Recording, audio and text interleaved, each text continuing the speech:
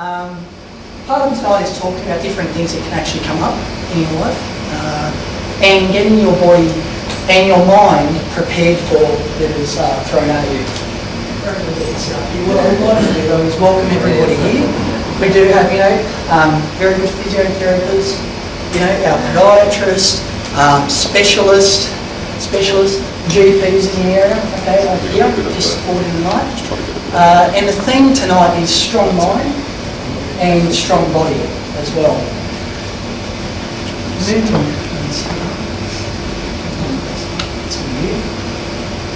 Who here has actually, undergone some sort of a stressful or an anxious time in their life? I think Dr. Thornley actually had one this afternoon. Dr. Thornley did have one this afternoon. Okay. Who here may have something that's a bit anxious that's coming up? Maybe a certain event, maybe you've got a certain thing at work you've got to perform, something anxious with a partner, okay? Who here can think of an event that may be coming up down the road that you might be a bit anxious about? Okay? What I want you to do just remember, same as our athletes are training for London in 2012, they're preparing for these events.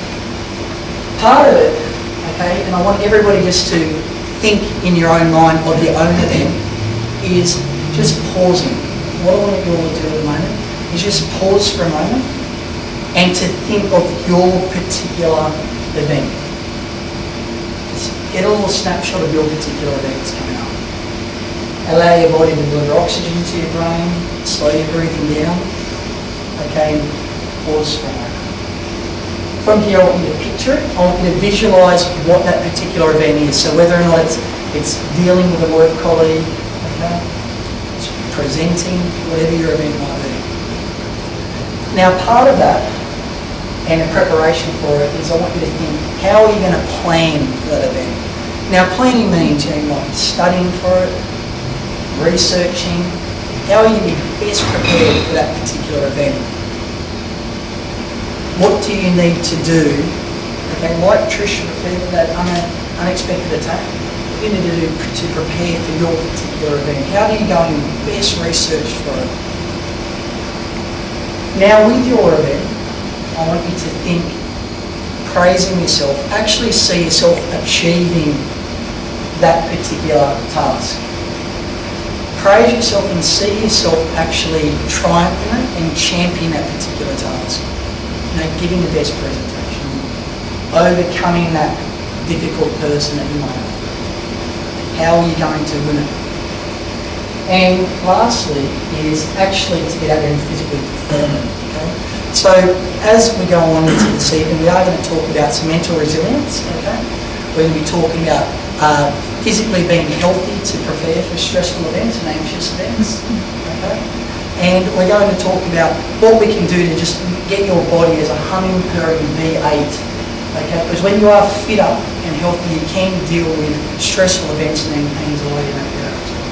Okay? So, very big welcome to everybody. Okay? And I'm going to look forward to one of the best endocrinologists in all of Australia. He is booked out to February. He's got one of the most incredible reputations as a specialist, and all of his clients are singing his praises, all of his patients are singing his praises. He's the most referred to man you can find. Part of his preparation to be the most sought after specialist in Australia though was studying, researching, continually giving good work, continually upholding the goodwill of his business. And I'm sure he has visualised himself being as successful as he can be. We'd like to thank him for donating his time tonight. Welcome Dr. Stephen Thornley. On the side of the psychology of the consultations really will be. To free up or to sort of bring ourselves to the final bit of the evening. So we're part of it is strong mind, strong body. It's part of the theme tonight, with stress and anxiety. If you are undergoing a fair bit of stress in your life or you're anxious, okay, your body can actually start releasing cortisol. You can stress your adrenal glands to the point of releasing cortisol, which can make you actually start retaining a bit of visceral fat weight around adipose tissue. Okay, you start releasing more adrenaline in your body. Okay, and the long-term effects of this can actually start suppressing your immune system. So if you're under a lot of, again, stress and anxiety regularly, you can actually become more prone to colds and flus, headaches. Okay, there are long-term complications of developing depression. Okay, high blood pressure, which can then start lead to cardiovascular concerns as well. So if you start feeling that you are in an anxious moment, who's ever dealt with an irate customer, or you're on a phone call to a telecommunications company dealing with your phone bill or something, and your boiling point's coming up, okay, and their boiling point's coming up as well. What's going on when you're both at boiling point, you're both very stressed and anxious? Are you actually going to resolve the situation? No. You're not thinking clearly. So if you're feeling that you're in that position of where you're going, you know what, I'm not going to get any reasonable outcome here, a little bit of stress first aid is actually just to stop and remove yourself from that position. You're not going to resolve it at that point in time.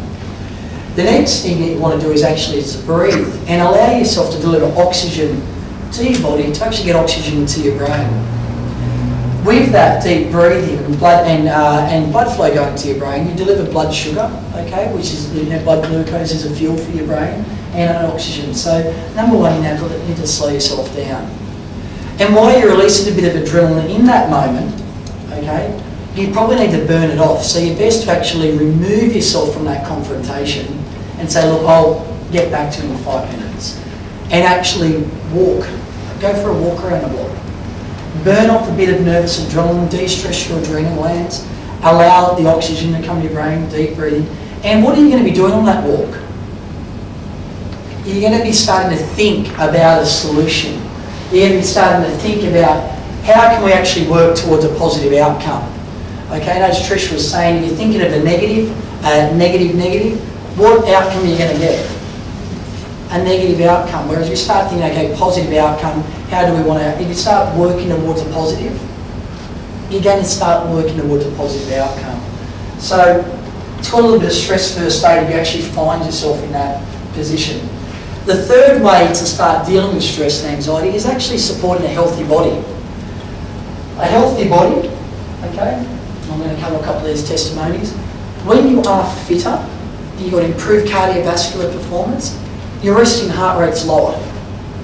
Your blood pressure is generally better.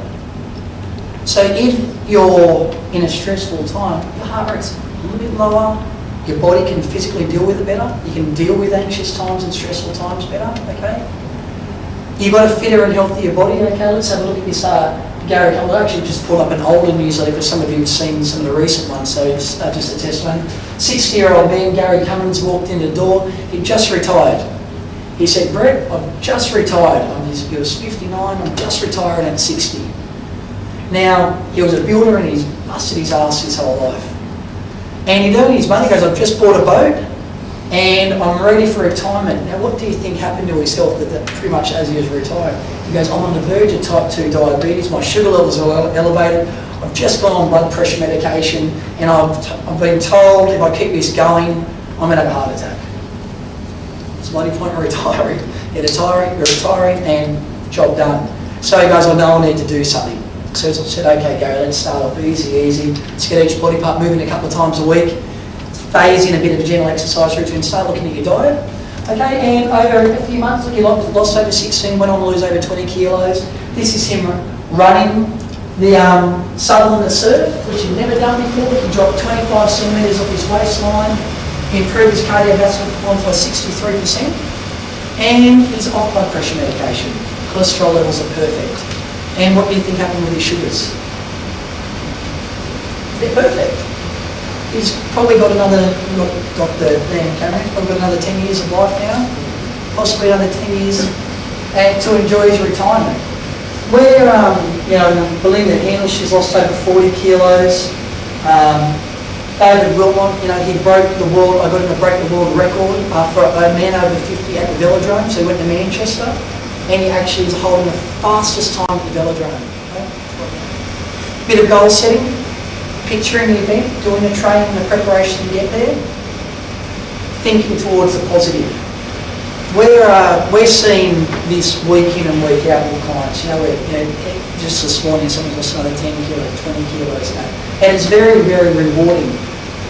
But where I'm going with this is with this fitter and healthier body, how are you feeling about yourself when you're achieving those results? How are you feeling? You're feeling better about yourself? How's your self-esteem? We started talking about depression before. How's your self-esteem? Improved? Improved self-confidence, improved self-esteem. You're achieving goals. So what we try to do is we set little goals and say, look, let's just get ourselves moving. Let's not set the bar up here to break a world record. But let's just start easy. And as we achieve a micro goal, how do you feel? More confident. Okay? Then we set another goal. Let's do this. And we incrementally build it up until all of a sudden we drop 5, we drop 10 kilos. We're getting stronger. So success starts to breed success. Okay? And then when you're dealing with more stressful or anxious moments, physically your body can deal with it better. And you're feeling better about yourself, you're more confident in dealing with that better. Okay? We did a little snapshot last year, just as a little, just wanted to build something a little bit fun with some clients that came in. I took last year 162 patients. So 162 people that were referred to us under a GP Medicare program. And I said, just out of interest, over a year, I want to sort of see how they go. 10 of those people that were referred to us just wouldn't do it. No, my mind's closed, we couldn't get anything out of it. And so I don't know what their follow-on results are. 38 of those people said, I don't want to do a gym-based program, but I'll get a program for my home. So assess me physically and personalise a program to me, but I want to do it at home, not a couple of gyms. And great, we'll see you once a month to see how you're going with it. Of that, 66% stayed with it over a 3-month period. So after 3 months, 66% stayed in that routine. The other 124 said, I'm going to actually join a gym-based program and do it here under the supervision of us here, okay? And 78% stayed in a routine over 3 to 6 months later by actually doing it in an environment. So we actually found having a level of supervision and continual coaching, they actually get healed much better over a period, which I guess you'd expect. Okay? Our average weight loss we saw with this snapshot was over 9.6 kilos. The average person dropped over 90 kilos. The average visceral fat reduction that we saw was 8 centimetres off the midsection. And average cardiovascular improvement was over 13.5%. So, and that's of everybody that stayed with it. So we saw improved heart function. Okay, and then functionally we looked at squat ranges of motion, back range, all, you know, midsection, strength, and functionally everything improved significantly. So we sort of set a goal to say the yellow is get improved metabolic rate function. How do we get the body to burn more calories than what goes in and out? We set a goal to get, your legs moving a couple of times a week, back, chest, working around any injuries. But most of the calorie expenditure we find is with a little bit of lean muscle tissue. So we definitely want to get the muscle tissue active. The other way that we get the body to burn more calories is with thermogenesis. So we do look at diet and make sure we're eating the right foods at the right times of the day, having smaller portions, and coaching to eating right to get the right outcome. And the other 15% of the way that we get people to burn calories is just with exercising. So just adhering to exercise, a couple of times a week, 3 or 4 times a week. And that gets us burning more calories, pretty much what goes in the outcome. We see that graph go down with fat weight. Playing with the mind, so where Trish was talking about how do we focus on that positive outcome, okay? Who's played tricks with themselves? The cartoon on the left says, Waiter, I'm going to order the boiled skinless chicken breast, but I want you to bring me the lasagna and garlic bread by mistake. To the right, if you put a crouton on your sundae instead of a cherry, it counts as a salad. All right? So we're seeing people where they sort of try to make up little stories in their mind. We've got to make the decisions that moves towards the positive and continually say, is this the right decision for you to get that outcome? Okay? Again, we'll look at someone's lifestyle.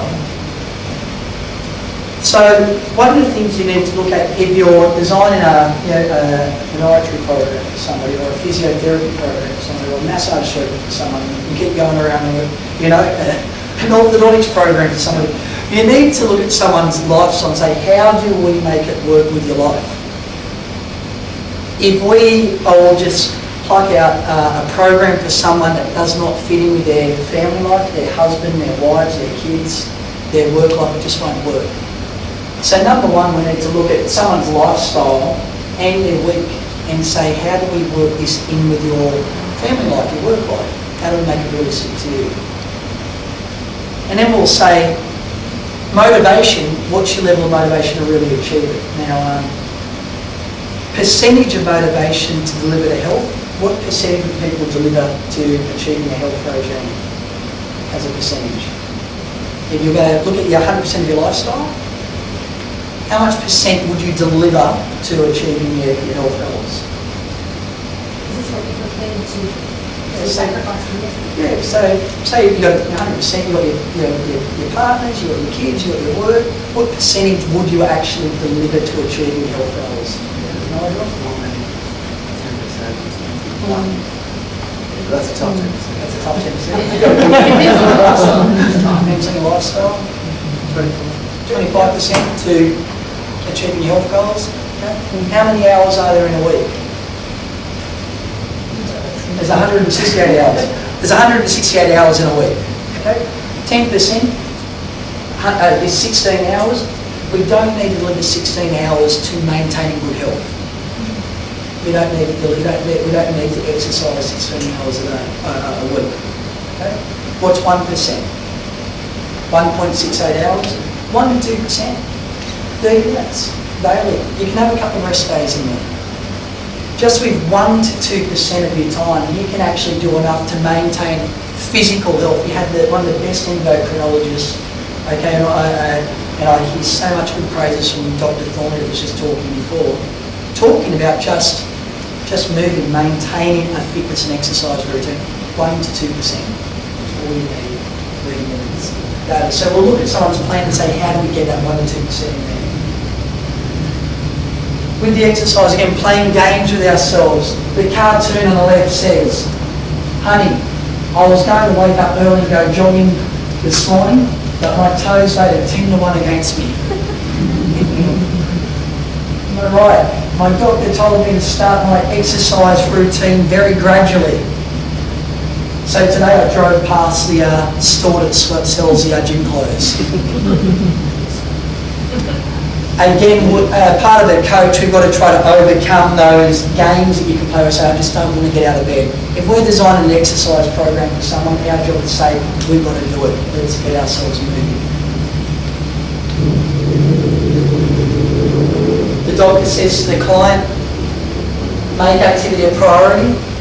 What fits into your busy schedule, sir? Exercising 1 hour a day or being dead for 24 hours a day? Okay. I'm trying to move towards the positive, okay? Overcoming these objections, moving towards that healthier lifestyle. So, with Gary Cummings, just as a bit of a snapshot, we took a 59-year-old man. He walked in the door at 100 kilos. He had about 30 kilos of fat weight. We assessed his metabolism about 2,100 calories. So we got him eating about 1,800 calories. So basically we said, diet-wise, we want you to eat less than your metabolism. We're going to see you 2 strength training sessions a week with cardio and another 2 cardio sessions. So go with your wife to Cronulla, go for a walk on the Esplanade one day, come into the gym 3 times a week, 2 to 3 times a week. So 4 times a week we see the goal. His exercise routine, we got him on average to burn about 322 calories a day with those 4 sessions. Okay? So eating less calories in your exercise routine. His daily calorie expenditure was about 700 calories more every day. So physically we've got him burning about 700 calories more every day. Over every 11 days, that was going to equate to 1 kilo of pure fat loss. Okay? Or over 16 weeks, 10 kilos of pure fat loss, and he went on to double that. Okay? Which is sort of how we plot someone's fat loss down. This is not extreme. I'd say it's very attainable and a very sensible way to do it, just slowly. To finish off here, this fella here, who was the very, very picked on, suffering depression, a bit of the old mental anxiety, Focus, I want to get fit. I want to get strong. Okay? I want to walk around feeling really confident.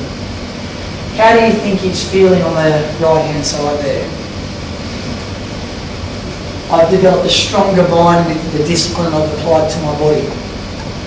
I've developed a stronger body and in turn, a much stronger life.